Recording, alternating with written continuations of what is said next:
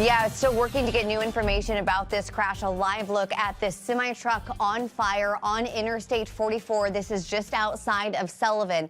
Now, MoDOT is reporting this as the westbound direction of Interstate 44, but from my maps and from looking in that area, I believe this is actually the eastbound direction. So if you live in Bourbon, Sullivan, you're trying to get to the city or even toward Washington Union this morning for a doctor's appointment or such, expect delays. First responders on scene. Now, preliminary reports telling me that this was a head-on crash. Not sure exactly how that happened here on the interstate, involving a semi-truck that might have been loaded with some food products. Again, still working to get more information about this, but flames still actively there on scene as smoke billows there. Again, Interstate 44, I believe the eastbound direction, but look at that westbound direction. Looks like it is stopped as well. All of this happening right now in Franklin County, just outside of Sullivan, and you see first responders there walking around on scene. Traffic now completely stops. Look like the westbound direction is now starting once again. So we're monitoring that situation closely. Again, just outside of Sullivan in the eastbound direction heading towards St. Louis,